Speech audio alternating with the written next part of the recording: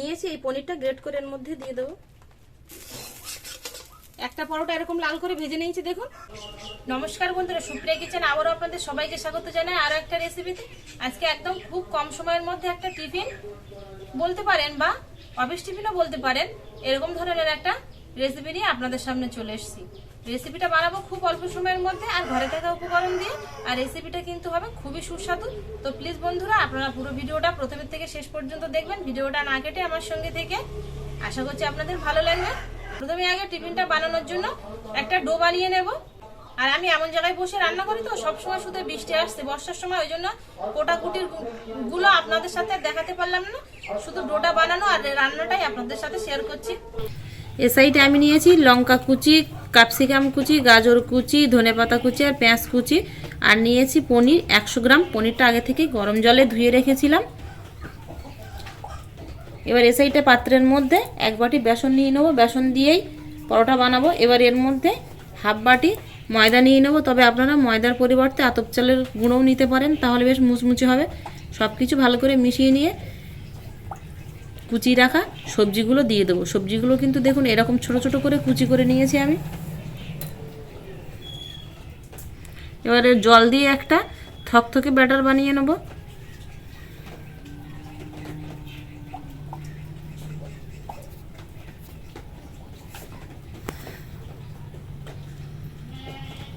ব্যাটারের ঘনত্বটা ঠিক এরকম রেখেছি। এবার এর মধ্যে যে পনিরটা আমি রেখেছিলাম ধুয়ে, এই পনিরটা গ্রেট করে দিয়ে দেবো।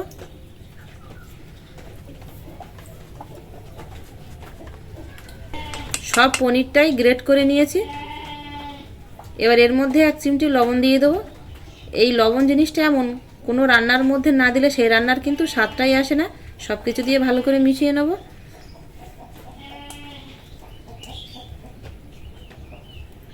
আর একটু জল দিয়ে হালকা করে নেব, একটু গাঢ় হয়ে গেছে।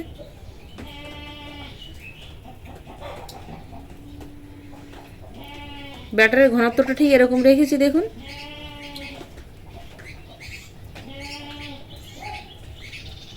এবার এর মধ্যে 2 চিমটি জোয়ান দিয়ে দেবো, তবে এটা সম্পূর্ণ অপশনাল, আপনারা চাইলে দিতেও পারেন আবার নাও দিতে পারেন।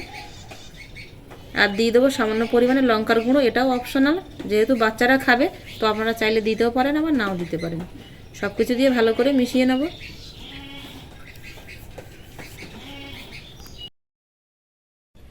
উনুন ধরিয়ে কড়া বসিয়ে দেবো, কড়াইতেই আমি পরোটাগুলো ভাজবো।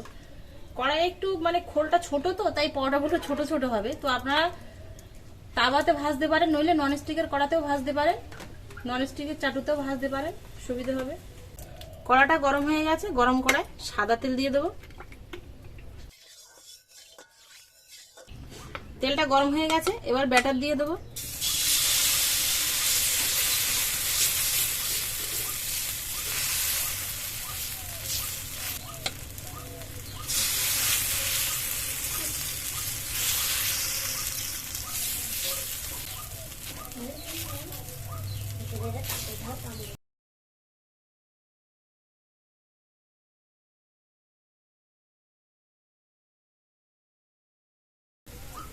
পরোটাটা কিন্তু একদম লো আঁচে ভাজবো, নইলে অ্যালুমিনিয়ামের কড়া তো পুড়ে উঠবে কিন্তু।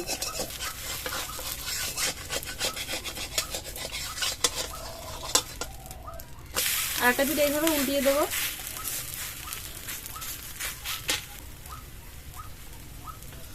একটু সাদা তেল দিয়ে দেবো।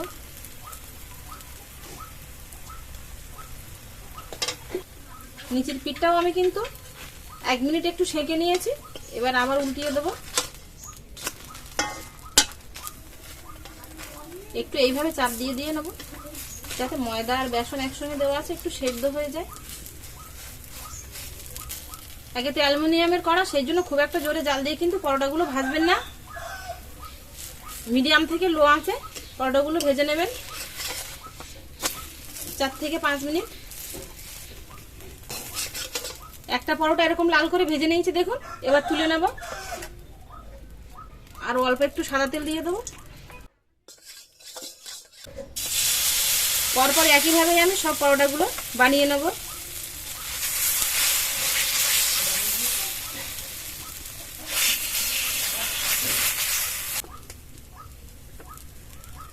সাইড দিয়ে একটু সাদা তেল দিয়ে দেবো। একটা পিঠ হয়ে গেছে, পরের পিঠটা আমি উল্টে দেবো। সকালে বানাতে সময় পাইনি, বিকালে বসেছিলাম, তা বিকালে বসেছি, তার ফলে 5-6 ঝুলে ঝুলে বৃষ্টি এসেছে, বানাতে বানাতে সন্ধে হয়ে গেল। তো সন্ধ্যেবেলা দেখুন বাচ্চারাও চলে এসছে, ওরাও খেয়ে বলবে কেমন হয়েছে নাকি। আর এই পরোটাটা কিন্তু বাচ্চাদের পক্ষে, স্বাস্থ্যের পক্ষে খুবই ভালো, সে সঙ্গে বড়রাও খেতে পারবে। আর পরোটাটা মুচমুচেও হবে। এই নাও।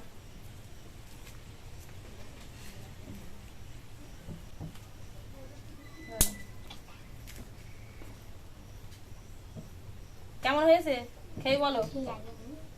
আগে খেয়ে নেই তারপর বলবে। আমার ভালো লেগেছে। ভালো লেগেছে?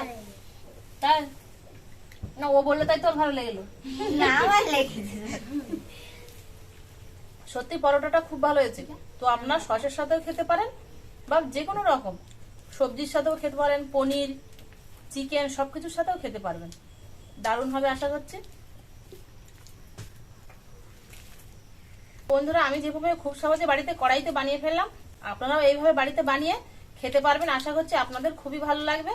তো যদি ভালো লাগে তাহলে প্লিজ প্লিজ বন্ধুরা আমার চ্যানেলটিকে সাবস্ক্রাইব করবেন, আর আমার পরবর্তী ভিডিও সবার প্রথমে দেখার জন্য পাশে থাকা বেল আইকনটি ক্লিক করে দেবেন। এতক্ষণ আমাদের সঙ্গে থাকার জন্য আপনাদের অনেক অনেক ধন্যবাদ। আবারও দেখা হচ্ছে আপনাদের সাথে পরে নতুন কোনো রেসিপিতে। ততক্ষণ আপনারা সবাই ভালো থাকবেন ও সুস্থ থাকবেন। টাটা।